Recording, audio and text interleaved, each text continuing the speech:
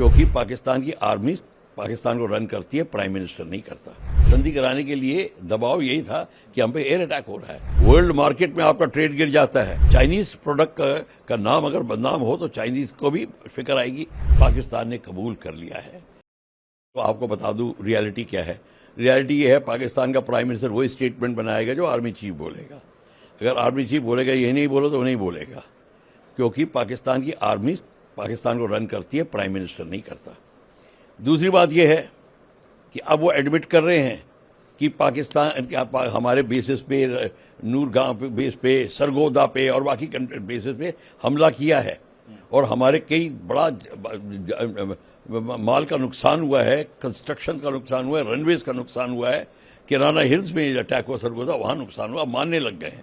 کیوں ماننے لگ گئے ہیں؟ کیونکہ انہوں نے جو گڑ گڑائے جو تھے امریکہ کے پاس کہ سندھی کراؤ، سندھی کرانے کے لیے دباؤ یہی تھا کہ ہم پہ ایئر اٹیک ہو رہا ہے، اور اس کے اوپر سے اب یہ بھی مان گئے ہیں کہ ہمارے جو چائنیز جیٹ تھے اس کے اوپر بھارت نے انگیج کیا، اس کے خلاف کارروائی کری اپنی home made and modern technology سے۔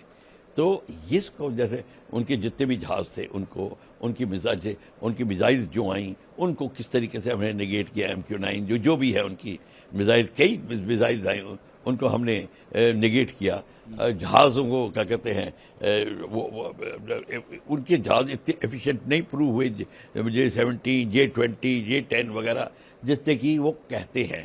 تو چائنا کو یہ بہت فکر ہو گئی ہے، اور اسی لیے یہ بھی انومان لگایا جا رہا ہے کہ اس کے پیچھے چائنا کا بھی دباؤ تھا کہ پیس نیگوشیشن کی یا اس کی سیز فائر کے لیے بات کی جائے، کیونکہ وہ نہیں چاہتے تھے کہ ان کے اکوپمنٹ کی اتنی بدنامی ہو۔ دیکھیے اس میں کیا ہوتا ہے، جب آپ کا اکوپمنٹ اچھی طرح پرفارم نہیں کر رہا، ورلڈ مارکیٹ میں آپ کا ٹریڈ گر جاتا ہے، اور اس میں پرابلم آتی ہے، آپ کی جو کمپنی ہے وہ گھبرا جاتی ہے۔ بوئنگ اور ایئر بس کے بیچ میں یہی پرابلم ہے۔ کہیں بوئنگ کی جو پرابلم رپورٹ ہوتی ہے تو بوئنگ کمپنی ہل جاتی ہے اور اس خبر کو دبانے کی کوشش کرتی ہے۔ ہر ایک کمپنی اپنے پروڈکٹ کو کرتی، اور چائنیز پروڈکٹ کا نام اگر بدنام ہو تو چائنیز کو بھی فکر آئے گی، سب کنٹریز کو فکر آتی ہے، امریکہ کو فکر آئے گی۔ تو یہ بھی ایک ریزن تھا، چائنی کا پریشر بھی تھا، اور باقی گہار انہوں نے جو لگائی تھی امریکہ کو، انہوں نے جو گڑ گڑائے تھے وہ بھی تھا۔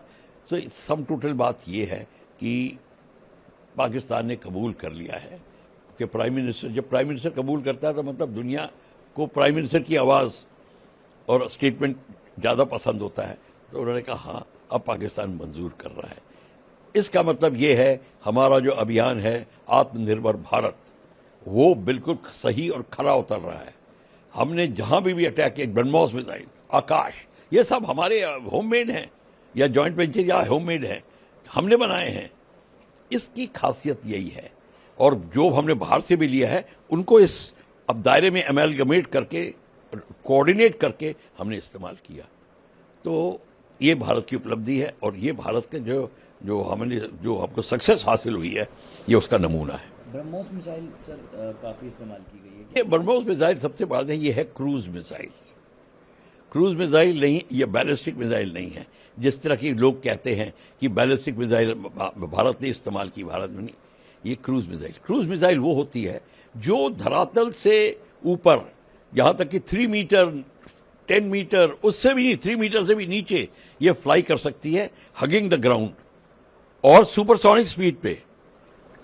کئی میزائلیں ہوتی ہیں سب سونک سپیڈ پہ، میک 1 نہیں کے اوپر، مطلب سپیڈ آف ساؤنڈ کے اوپر نہیں فلائی کر رہی ہوتی، یہ میک 3 پہ فلائی کرتی ہے، 3 time the speed of sound, اور ابھی تو 300 کلومیٹر تک جا سکتی ہے۔ ہم نے MTCR میں میزائل ٹیکنالوجی کنٹرول رجیم سائن کیا ہوا ہے، اور اس کے تحت اب اور R&D ہو رہی ہے، اور ہم اس کو بتا کے ہم اپنے رینج کا انکریز کرنے کا بھی برہموس کا ہو رہا ہے۔ برہموس کا 450-500 کلومیٹر کے بعد اور بھی انکریز رینج کی بات ہوگی، اور برہموس کو یہ کافی ہیوی میزائل ہے اور ہیوی وار ہیڈ ہے، تو جب لگتا ہے تو دھماکہ بہت زبردست ہوتا ہے، اس کا مومنٹم بھی اتنا سارا ہے، اور اس کو کوئی انٹرسیپٹ نہیں کر سکتے آپ اس کو پکڑ ہی نہیں سکتے، اور انٹرسیپٹ کرنے کے لیے انٹرسیپٹر کی سپیڈ کچھ ہونی چاہیے۔